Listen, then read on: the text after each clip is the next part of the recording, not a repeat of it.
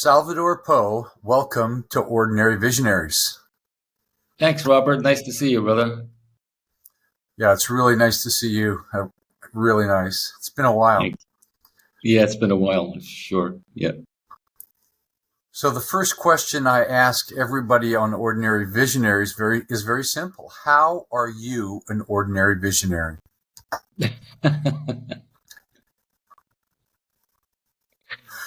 Well, that's maybe your word for it. I wouldn't think of myself in any, I don't think of myself in any particular way, actually. But if I have to try to frame it with the question like that, which is kind of a surprising question, and I know that's the name of your show here. So, um, you know, I just have a message that I want to hand over to people, which was given to me about 19 years ago after my long, arduous, and incredibly exciting spiritual path. And uh, and so the message I share, is it visionary? I don't know. I think it's the same message that's been handed down since the Upanishads, 4,000 years ago, and through all of the Buddhas and the Jesuses and the Ramana Maharshis and the Nisargadatas. It's the same message. It's a very simple message that you are free. You've always been free, and your life can be not your circumstances of your life, but the way you live your life, the way you are in life can be very different than it's been before. And so many, there have been many names which I don't favor for this, like enlightenment and liberation. Well, although the word liberation does crop up, awakening, Yeah. freedom. At the end of the day, there is not really any word like that that fits. What we find out is who we are, our essential being, which is whole and complete and at ease. And so, although the circumstances of our life may not change, and the good comes and the bad comes, the way we are in that life changes in a big way. So that's the message that I share with people, and it's the perennial message. It's not like a new message that I've invented or something like that, but it's a message that, for whatever reason, well, first of all, it's very clear to me and obvious and undeniable, so I can't deny anything. And just for whatever reason, this mind happens to be able to express it, and I don't take any credit for that. That's just the way it is, So that's really all I can say about your first question there. Well, Sal, if we rewind the clock a little bit back to many years ago, you can tell whatever part of the story you want, but at something happened in your life, and you realized, I want to find the truth. I want to get past this. Yep. So you had an intention, and it was a very strong intention, and you went on a search, and that's sort of, you might call that the ordinary visionary search. It's like, I want something. I have an intention. I'm going to take action. I'm going to find out. I'm going to learn. I'm going to whatever. And that transformed your life. And then many years later, you started to share that with other people. Mm-hmm. So, some people have, I've talked to so many people. People have all kinds of visions. They want to make a difference with people in this, that, or that way. But for you, it was about freedom, right? Yeah. So I had a long, up until the age of 39, I was a rebel and a rock and roll musician, and took a lot of drugs and partied and really lived. And I was a hippie when I was young. So coming out of that whole hippie generation, and I lived a real full on rock and roll lifestyle. And I made records, and I was on MTV, and I toured and partied a lot. And then at 39, and I won't have to go into the details of this, but my latest book is called The Audacity of Freedom, and in that I lay down everything, the good, the bad, and the ugly. But at 39, there was a moment where I was literally brought to my knees. I mean, literally. And in that moment, everything changed. My whole life changed. So I wouldn't say that wasn't the final moment of so-called awakening. That happened years later. But that was a big shift in the trajectory of my life, from a life of excess partying and just living completely asleep. And then in that moment, something shifted. Everything fell away, all the drugs, cigarettes, everything.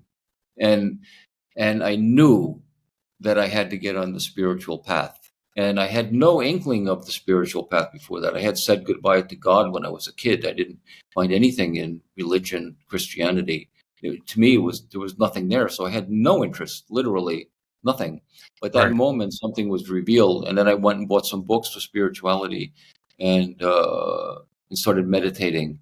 And then very soon after that, because of some of the books I was reading about this thing called enlightenment or liberation, a question was planted in my mind. And the question was, what is liberation?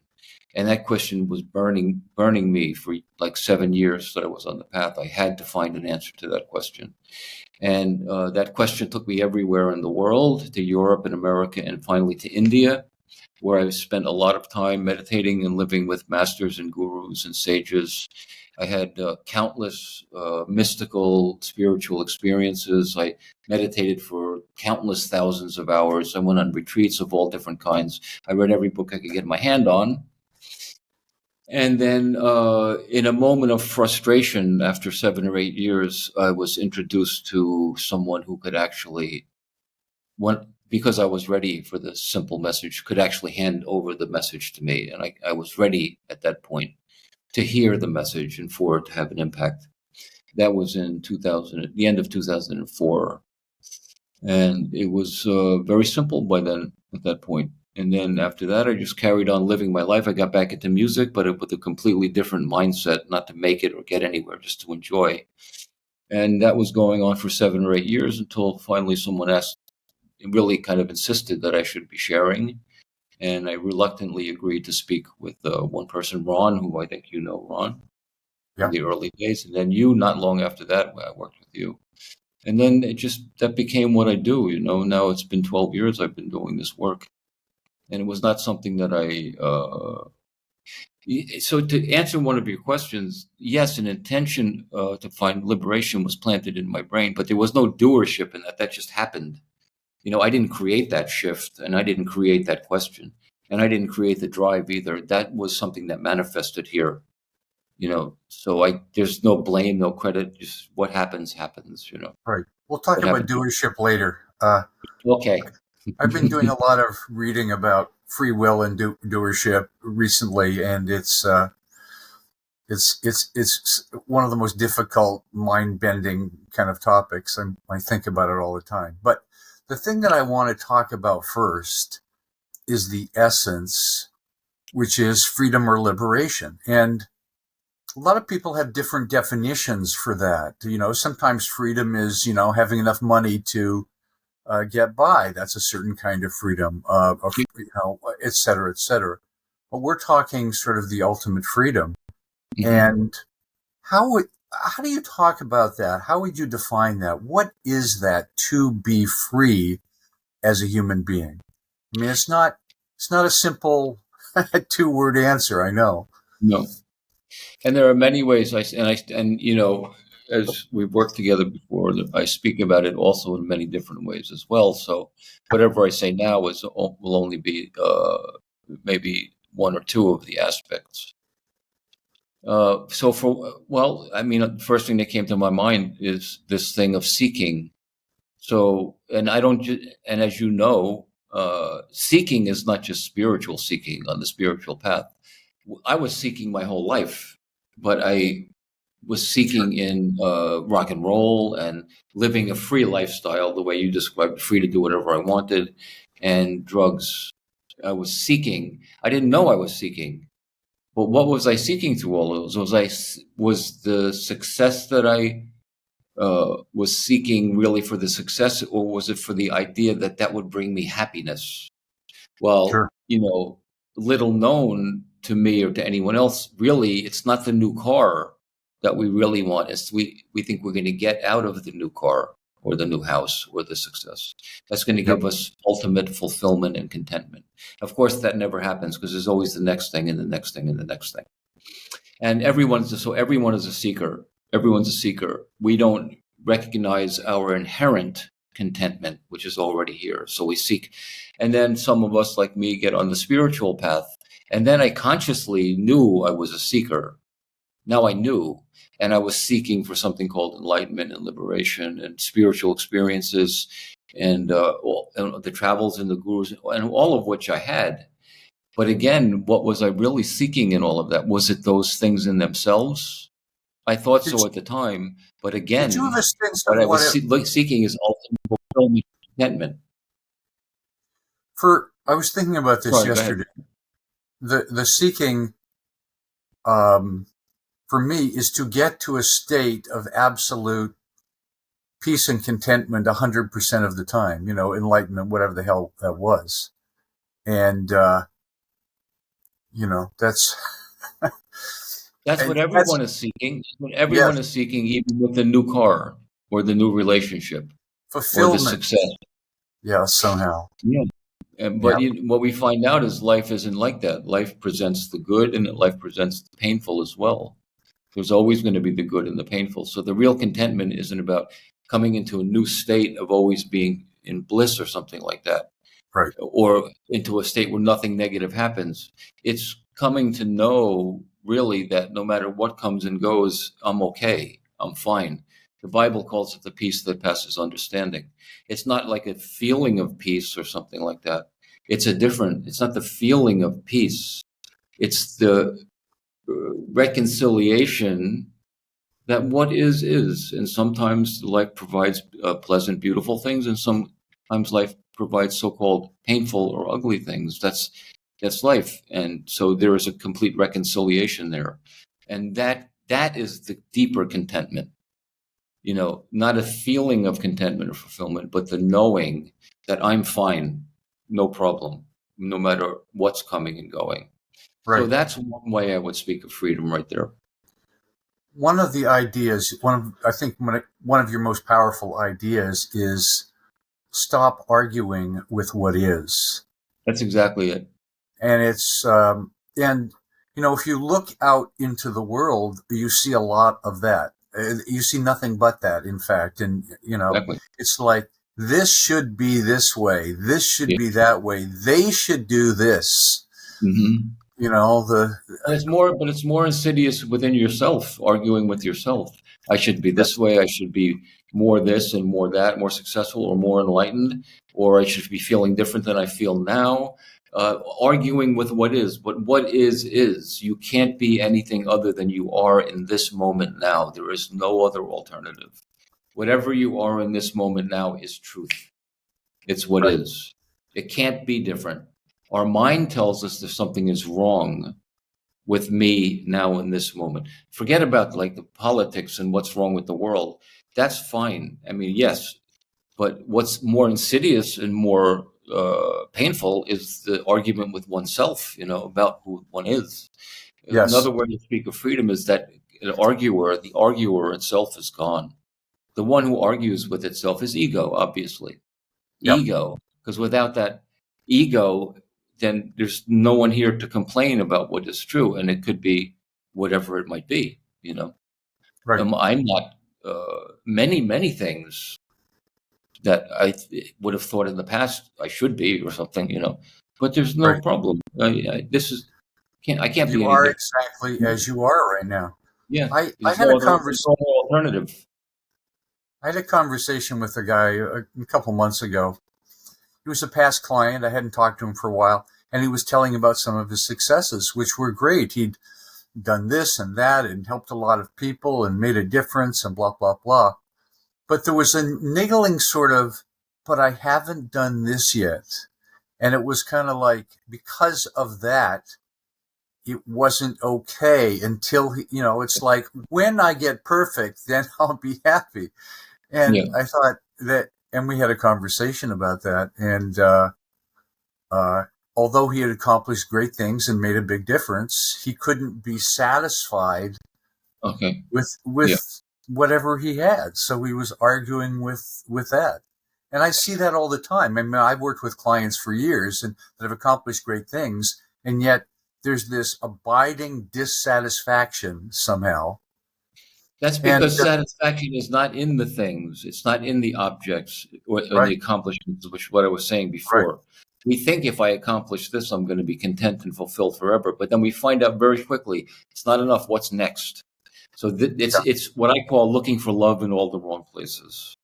The love, the fulfillment, the contentment is already inherent in who you are. We yeah, keep looking that way and that way and in the future.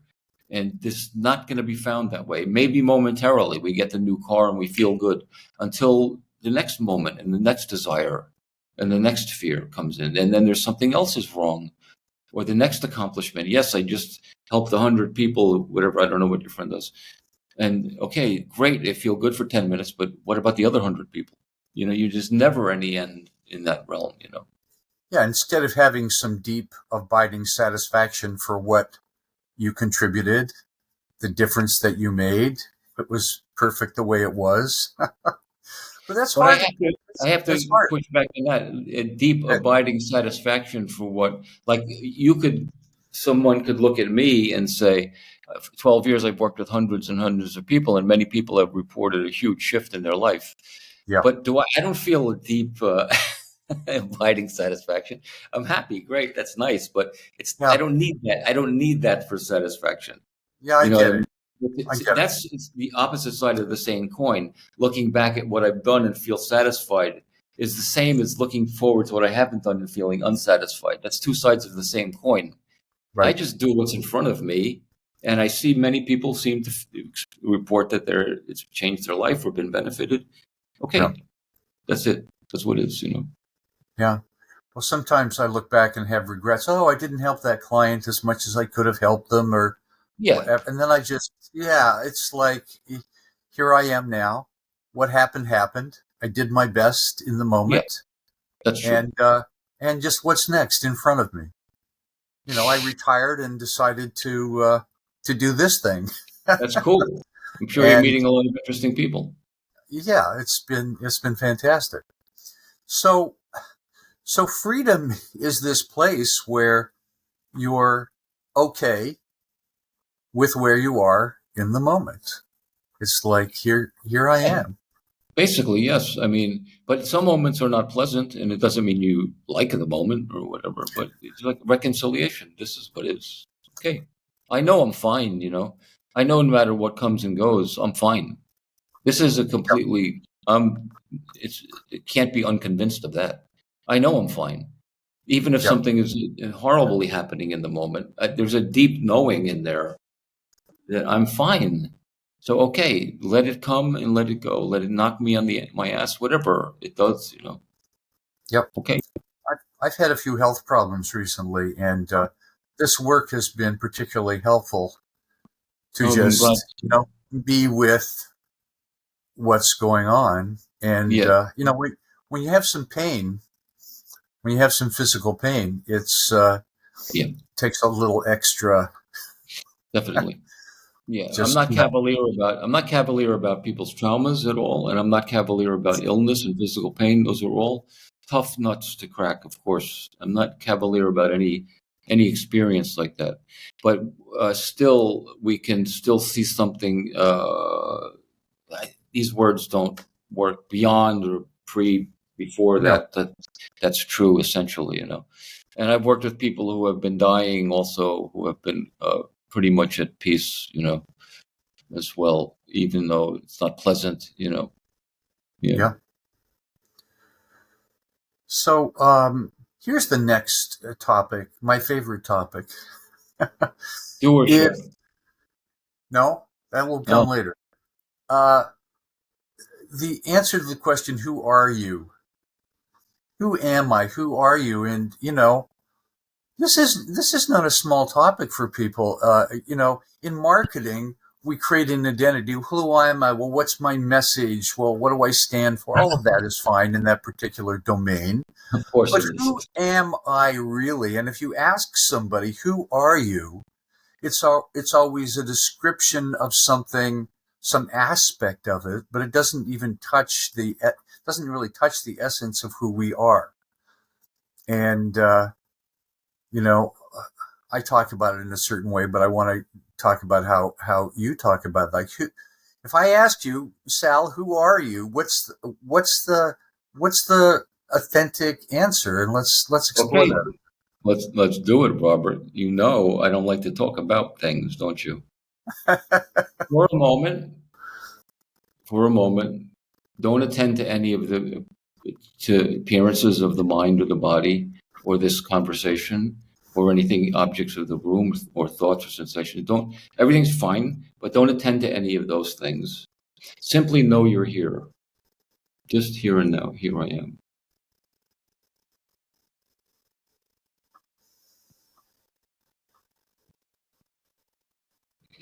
So let me just give me a few minutes here only, and then just this can only way I can answer this question is not by explaining it, but by showing it. Yep. You've heard me do it many times. Yes. Okay. So if thoughts come in, no problem, no problem, nothing wrong with thoughts.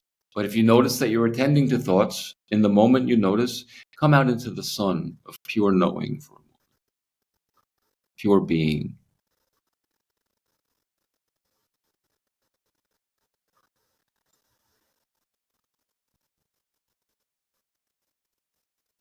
We see in this pure knowing being, there's nothing called a past or a future. There's only this moment. No, isn't that true?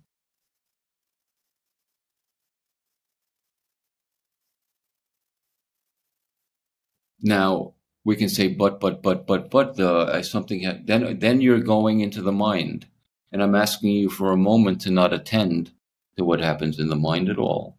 Say no, and come back out into the sun, pure being, knowing now.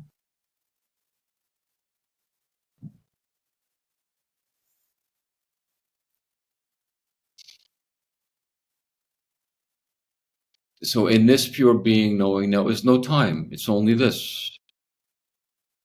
And that's, I'll just ask you yes or no. Yes, is that true? Yes. Okay. So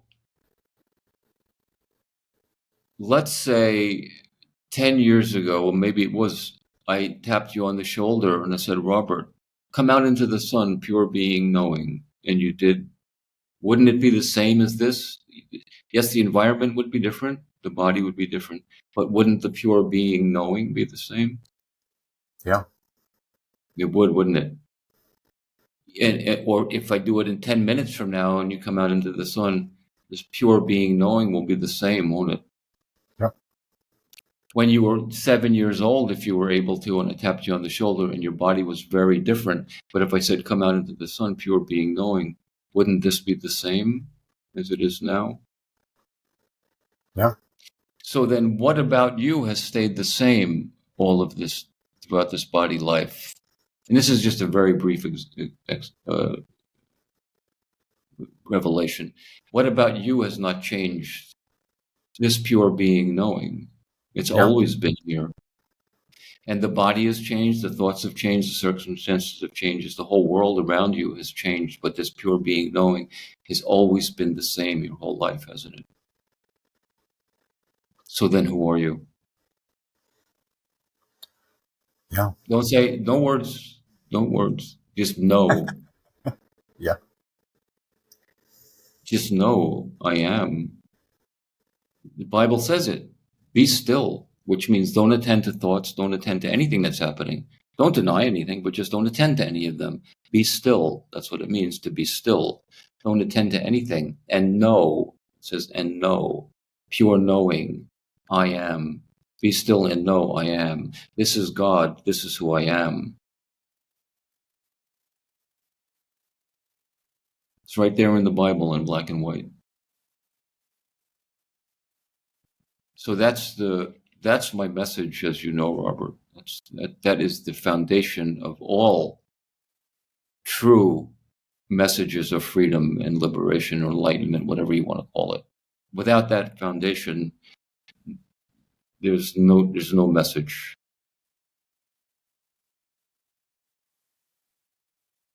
That's clear for you, isn't it? Yeah, it's absolutely clear. It took a while. Yeah, it can. It Yeah, took it a does. while after I started to work with you, but I was so committed to it and got Yeah. that, and then I worked on that. I came back to that. I did the simple practice of what you call having a holiday. Having a holiday is, here I am just now. I Exactly. do it in the shower every morning. I just remind myself, here I am now. Good. Here I am. So, and yes, what you're saying is true, because what we just spent those few minutes on, if someone comes to one of my intensives here in India, the first 3 full days, all day for 3 days, that's the only thing I do to make that completely doubtless. So in 3 minutes, some people will immediately get that, of course, but not everyone, of course, but some people, it just in a couple of minutes can really have a good recognition. For many other people, it takes a little bit more time because there's so many ideas and so much pull to say, but, no, more, something. But the Yeah. more you recognize this, the more it becomes so obvious. There's nothing. Pure being, knowing has been true my whole life. I've just overlooked it. I haven't noticed before. This is who I am, essentially. I'm also appearing as the body, as Salvador. So anyway, I answer that question you asked in 2 different ways. The way I just answered to you now, because I'm speaking to you about it, is the long answer. But I never speak about this to anyone who doesn't, like you asking me. If someone on the street asks me who I am, I'm not going to say that. I'm going to say, I'm Sal. Nice to meet you. Yeah, sure. Sal, because I am Sal also. I'm that Yeah. also. If you said, I am here now aware, they would think you're kind of weird, even If though you that's would, the truth. they lock you up. Only if someone asks me, like someone like you or someone who comes to my work, then I can show them something other than I'm Sal. This is also who I am. This is my essence. This is the source. This is who I've always been. Sal's changed so much in all these years that this body has been here. So much. But this hasn't changed at all. Me, Yeah. Okay, let me say one more thing about that, because what we realized when we realized that, we realized it's been like this my entire life, even when I was a small child, even before I was aware of it. It was been true. This is who I've been since the beginning, since I came out of the womb. And that's why Jesus says to enter the kingdom of heaven, you must once again be as a small child, as you were before all of the corruption of culture, religion, and ignorance has been bombarded into your mind and made you forget who you are, completely forget. Yeah. There's no recognition, there's no cognition at all. Yeah. But this is who I've been my whole life. So what to be once again as I was before all of the corruption and ignorance has been planted in my poor innocent mind. Yes. Before that, I'm still the same as I was. Yes. The confusion, the desires, the not okayness, the Yeah. ego, everything. All of that's like a suit we put on, Yeah. a costume we put on, Yeah. an identity we That's right. It is. attach to. Yeah. Yeah. Yeah. But here we are in the Yeah. moment. Yeah.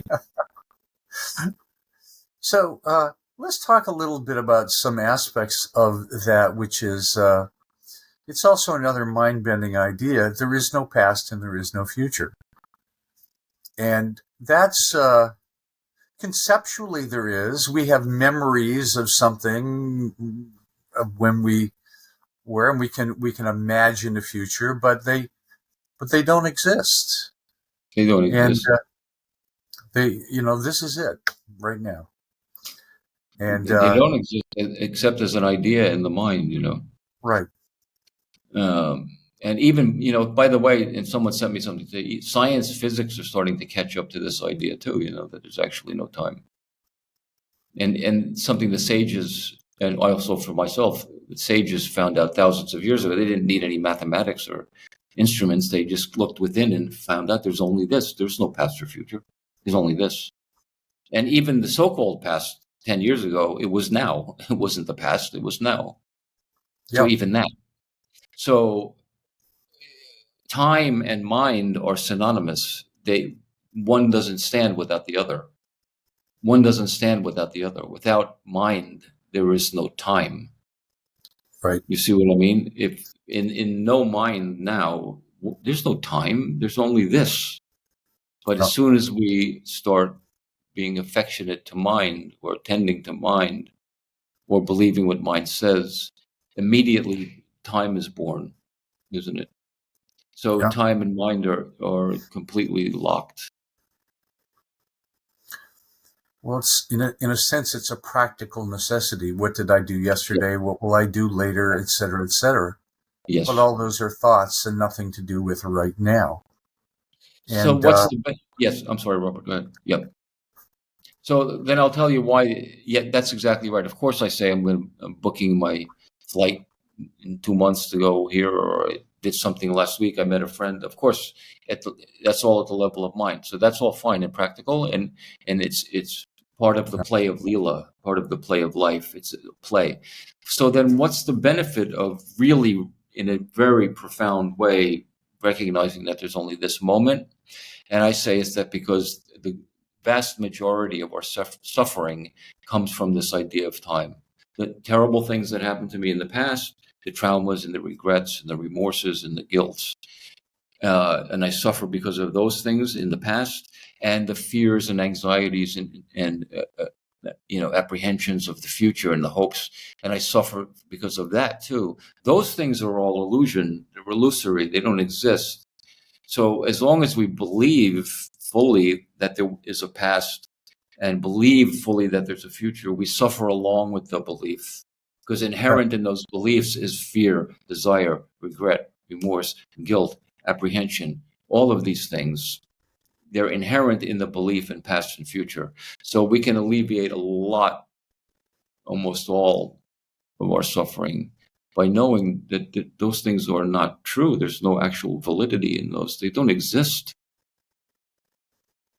And yet we have patterns of the mind that seem very, very, very persistent.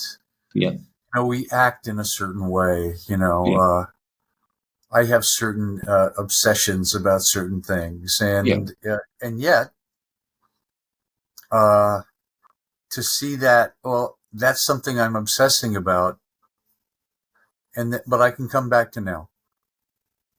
You I can come jazz back. head, you. You jazz head, yes, yeah. Sal is someone who knows I'm a jazz fan, and once I got clear about that, now I just collect jazz. I still do it. I enjoy it. I have a lot of fun with it. Yeah, But exactly. it's not my identity. It's just, it's just Exactly. something in my life, That's right. and it Mhm. doesn't And screw why up my not? life. Why not?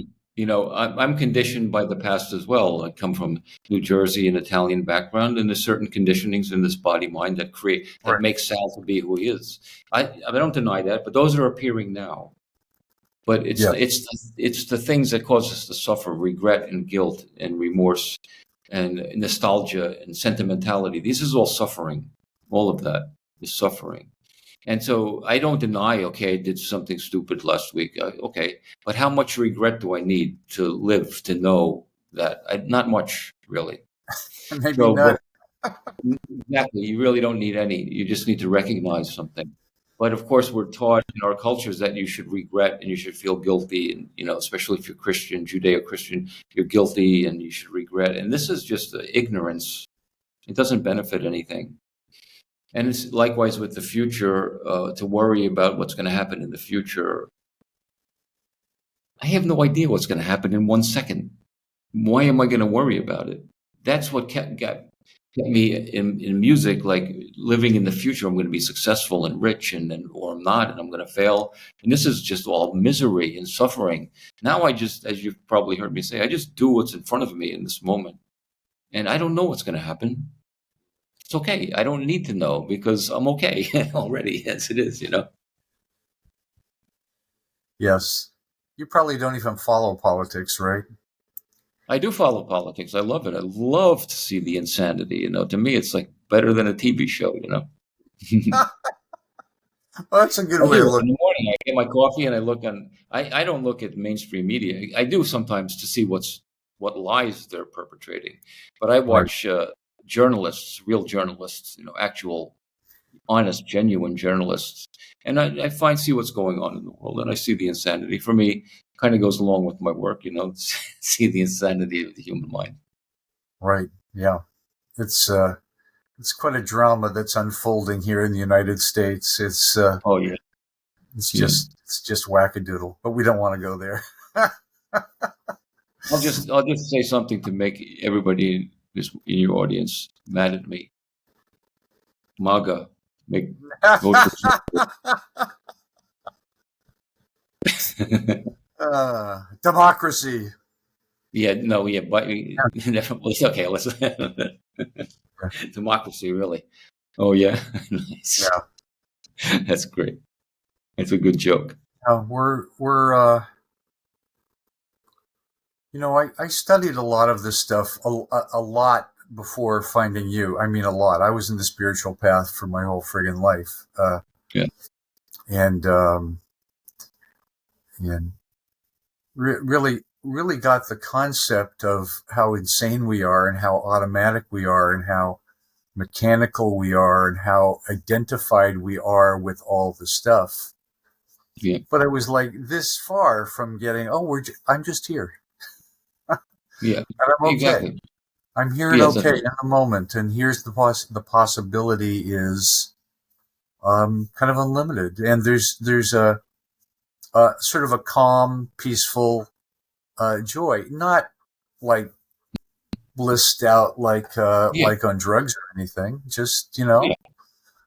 So I can enjoy just about everything. Everything is fun and interesting, and that's wonderful.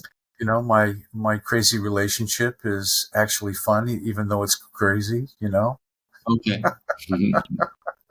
Relationships are a great guru, man. A great guru. Close relationships, love relationships. Yeah. You really learn a lot, and a lot is revealed also. And it's all grace. It's all grace. Like another thing I often say is the things that we usually feel we're victimized by, the things that we don't want, the things that trouble us, the things that are challenging for us, we feel victimized and we want to get rid of those things. Those are our guru. Those are the ones that once we've come to recognize who I am, as I did earlier, and see the essence of ourself as freedom, those are the things that will remind us, the tap on the shoulder, hey, turn around, beloved. I'm still here.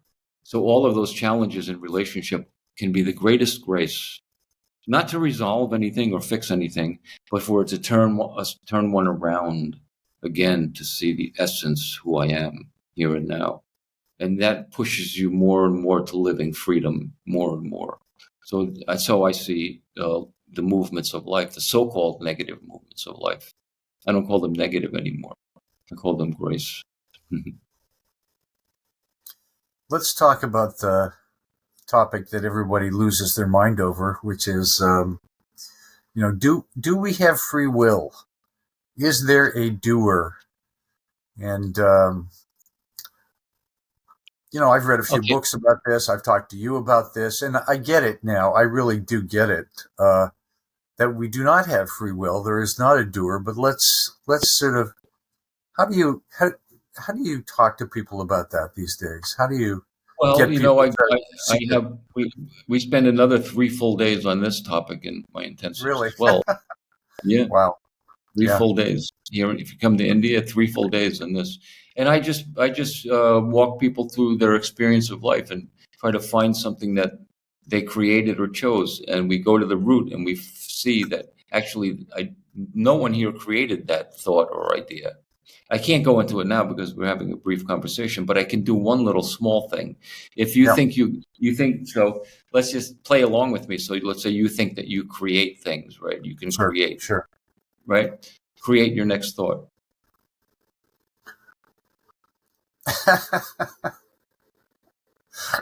Okay, I'll make it easier. Don't even create your next thought. Just tell me what your next thought's going to be. What it's going to be? I have no freaking idea. You can't, because the next thought will appear.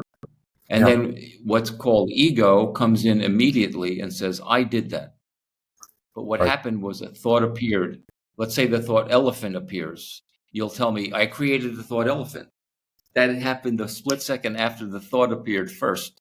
If I say, just sit here, empty mind, and create your next thought, you'll sit here, and the thought elephant will come, and you'll say, elephant, I created elephant. But did Yes. you? No. It just appeared appeared. for who knows what reason. Right. Maybe And you if you saw can't create something one gray thought, in the distance and that triggered your mind or whatever. whatever it is, and if you Yeah. can't create one thought now, what makes you think you created the billions of thoughts that happened before in your life? Yeah. You didn't create anything. There's no, and it's not that you're not the doer or the creator. It's not that you don't have free will. It's that there's no one here to have such a thing. It's only the movement of life, the life moving as this body and as this mind and as thoughts. It's all God, to use a metaphor. I don't think there's a God, but you know what I mean as a metaphor. It's all the movement of God, of life, a thought, a left or a right. Let's say you get hungry and you can't decide between pizza and a burger. And then it's I'm hungry. You don't choose to be hungry. And then, oh, pizza. Why? Because you like pizza. Why do you like pizza? I don't know. I just like pizza. So pizza will come to your mind automatically. But then I also Yeah. like burgers. Okay, why do you like burgers? I don't know. A burger will come to your mind. And then it's back and forth. And then at one point it'll be like, burger. That becomes the thought. And then tomorrow you'll tell me, I chose to have a burger last night. That's not what happened. That's just not what happened, actually. Only ego is always after the fact. The idea of agency always comes after the movement.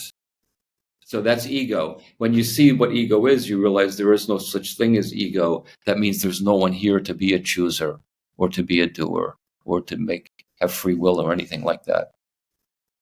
That's a very, very short. I can hear the thoughts of people watching this right now and thinking, but accomplishment. I had a goal. I had a vision. I mean, Where did the idea come from? To be a marketing genius. Where did that idea come from? It just came. You didn't create it.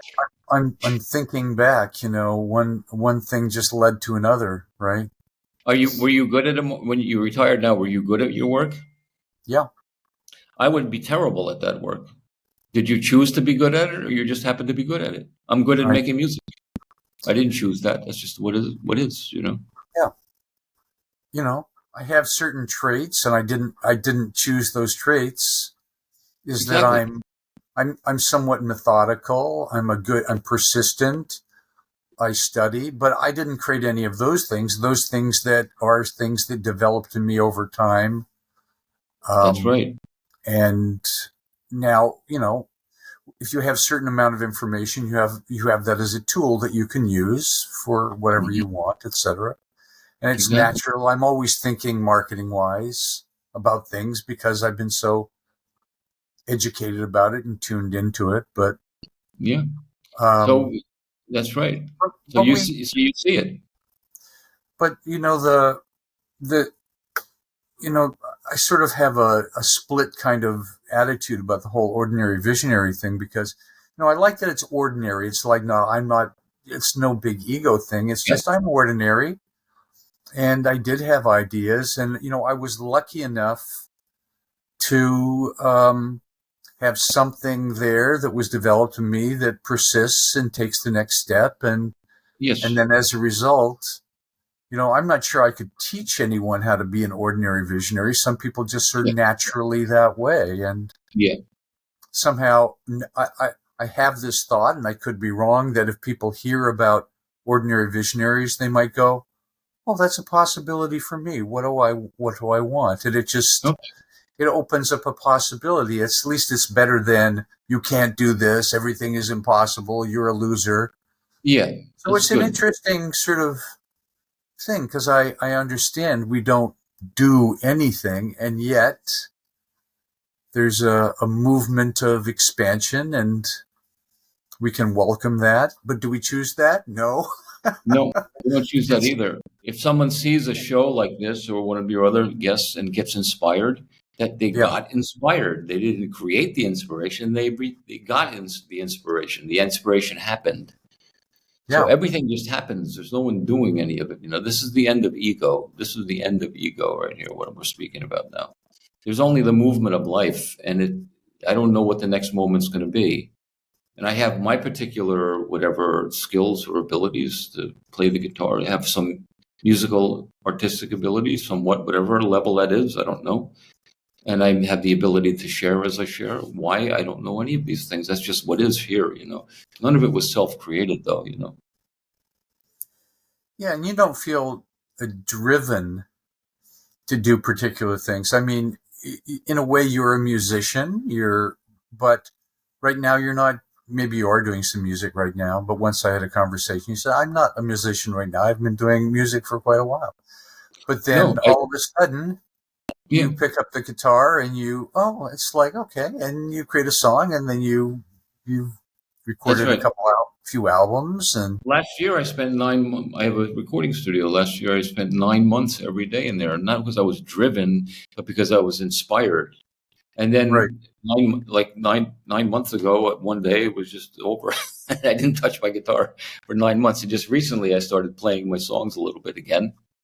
There's nothing I'm not driven about anything in the work I do. I'm not driven. I do it because I see the value of it and I love the people I work with. And it right, appears. And one day it won't appear, and that will be fine. yeah. It's like I write all the time, and maybe someday I will stop writing. I don't know. Yeah, you might. Or It's maybe you just won't. Maybe you'll do it until the day you die. You never know. yeah, I don't exactly. care. I'm not dependent on any of that for my sense of well-being, which goes back to our original uh, thing we were speaking about. I'm not dependent on music to be satisfied or fulfilled, and I'm not dependent on the teaching work I do for that either. I'm fulfilled already, and those things just come and go as they come and go, and they're added on. They're added on. Yeah. So one more thing, and you I don't know if you invented this or you learned it from your teacher. The whole concept of having a holiday, and No, having a I think holiday is coming into the moment, just in the now. And I didn't talk learn it about from that my. a little bit. I didn't learn it from my. I'm sorry, Robert. Were you finished with your question? No, just let me know how that evolved and tell us a little bit about what having a holiday is, because in some ways um, it's one of the most powerful things about your teaching, because you can learn all this stuff, but then how can you day by day come back to remembering, oh, here I am in Yeah, the moment. I'm have a okay. holiday. So Yeah, so it's just a word that came. What I shared at the beginning when you asked me who am I, and I shared that. It's that I didn't invent. I have my own way of sharing it, but I didn't invent that. Dzogchen Buddhism also says short moments of awareness, right, repeated many times, becomes continuous. I don't say that, but it's similar. Come out into the sun. I say come out into the sun, and just to make it simple, I just say have a holiday, because that's just so I don't have to you, Robert. I don't have to go through all of that rigmarole any right. longer. I just say, hey, Robert, have a holiday, and then you know immediately what I mean. Yes, here I And am. so I have my book of holidays called Blown Wide Open. It's a book of holidays, and so it's just a word that came to use. It's a holiday. Like I say, for a moment, don't attend to anything. So it's a holiday from attending to things. Relax, have a holiday, be nothing. And the most important part, though, which other teachers don't share, is not just be nothing, but know I am this. This is the key for my work. Not just awareness or awareness, awareness, awareness. Know that this is who I am. This is what I am. I am this. I am this, which has never changed my whole life. This has been here always, never changing. I am this. That's the key. So that's really what a holiday is. It's not just stop thinking. It's to know I am this pure Right. being knowing. That's a holiday.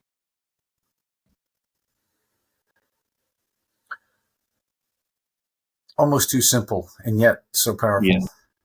It is. It is. It has to be simple because it's you. What could be more simple than you? It should be simple. Yeah. Yeah. There's a lot of teachings that say, well, you have to do this 27 processes every day and, I'm too lazy. and tie your mind into knots. And yeah, I'm too lazy for that. Mhm. I want to share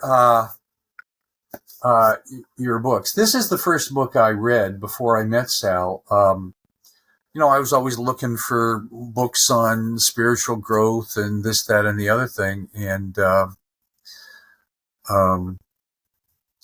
I was actually studying non-duality and attended a number of workshops with some people. And I was feeling frustrated. Everything they said was true, but somehow it wasn't getting through into my thick head. It just wasn't clicking for me somehow. So I read this book, and it was like, oh my God, I think I've got it. It was so it's called Liberation is the End of the Spiritual Path. So instead of always searching forever, it's like you come to know who you are.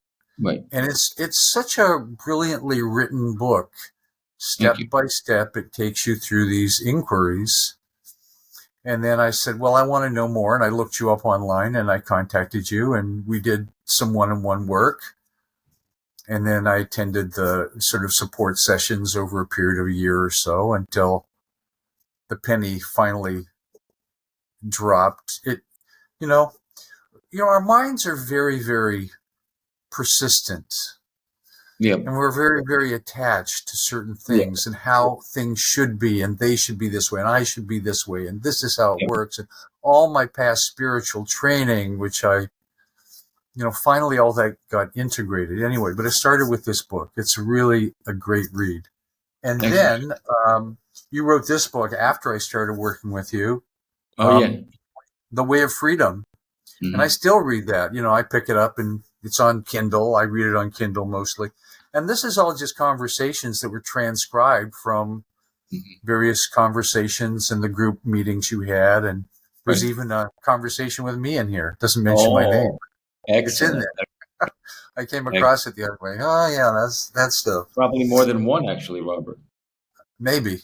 And then his most recent and maybe final, who knows, book is The Audacity of Freedom. And Sal was kind enough to send me a PDF version of this before he put it out and said, what do you think? And I said, I think it's pretty great. I think you ought to consider it. So a year or so later, you finally decided to publish it. And it's essentially your spiritual autobiography. Right. And it's, all the things you did in music and, your relationships and in a band and really interesting things. I listened to some of that past music that you did. I found an album that you did with, who was it? Rock and roll? Yeah. Spread Eagle, heavy metal band. Heavy metal. No, it was with that woman that you were related to. That was a bossa nova jazz record. Yeah, Lisa Ekdahl. Yeah. And I put and then just around the time I'd met you, you'd put out an album called what's it called? Weightless. Weightless. Yeah. And I put that in my music playlist, and so I listen to it every once in a while. It's great. It doesn't sound like your voice at all. It's like your singing voice is so completely different than your... I know, people tell me that. Yeah.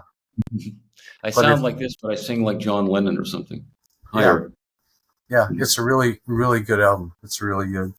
Thank you, Robert. So anything you'd like to say about any of the books, maybe this one in particular? This one that's my latest book. It just came out recently. It's really the story of my path. That's the bulk of the book is my spiritual journey. And I talk about all the teachers I met and all the gurus that I lived with and all the mystical experiences I had and everything that I did. But it's so you've come to see the source of why I share the way I share. But so it's not just the story, because to me, just to tell the story of things that happened in my past is not that interesting. But the actual message of freedom is in this book as well. It's just a different context. My other books were all transcribed. And my other book is blown wide open. All of my first three books were all transcribed from people I working with people. And it's just about the message. This book tells the story of the evolution of the message, but the message itself is there. You can read this book and get the message as well. So it's a different context, yeah. And I think if I don't have any intention with anything, but except I tried to write a good book. That was it. Let me see if I can write a good book. That was all I tried to do. But if there's anything that I think it would be, maybe can inspire some people to take themselves seriously, because I think we need to take ourselves, this life, seriously. I don't mean humor is huge for me. I love to laugh, but I mean as far as our own liberation and freedom, to take it seriously, because freedom is for everyone. You can have freedom. You can definitely have it. You can have it. One just has to have the intention. When I was on the path and I would read a book like that book, it would inspire the hell out of me. I have to go to India. So if it inspires people to take their path seriously to liberation, then that would be good. Yeah. So, there was something I wanted to end with, and I just forgot what it is. All right. But, oh yeah. So, what's next for you? Do you have any particular, you're doing your retreats in India, which are 10 days long, right? Which I have not attended. Maybe you'll come one day. Maybe I will. Maybe I won't. You never know. I'm sort of, I kind of don't like travel so much, but being in a plane for 10 hours is not so exciting to me. No, I don't love it either, believe me, but it's worth it to come. It's worth it to come to India, and it's also worth it to come to an intensive here in India with me. It may happen. Yeah. But you also do virtual retreats, and I've attended a couple of those. And I have one starting April 20th. I don't know if this will be released before then, but it's starting on April 20th. 2 month online intensive. Right. So you have an hour or two every day, and it's, 3 days a week. 3 days a week there are meetings, for 24 meetings in total. Wow, I think you've expanded it from what it was before. No, there was no. It's about the same, I think. No, I didn't expand it for sure. Okay. Well, and the other thing, you can find Sal's website online, and it's liberationis.com. Really simple, same as the name of the book. And he has a lot of YouTube videos, lots of them. So he does. He's just a video production house. I don't know about that. But he does these group things, and he has just snippets from various things he's done live, and etc. And they're great. And I don't know, you probably have hundreds of them up now. When I met you had virtually nothing up there. Now you have a lot. I think maybe there are 80 videos. I mean, some people are doing videos every day. I'm kind of lazy. I don't. All of these years, I don't really have that many. Yeah, but I released one a couple days ago, and maybe I have made a couple more. Maybe I'll put out this week, but I don't put out that many. Yeah, but they're easy to find. Just go Salvadore Poe or Liberation Is, and you'll find them. Yeah, that's true. That's true. That's true. And he's focusing on one particular aspect of the teaching, and sometimes it's a dialogue with people, which are really powerful. Yes, that's true. Also.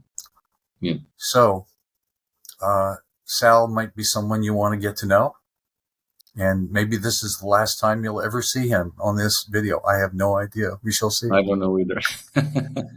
Sal is not into converting people. He's not an evangelist, but he has a message. No.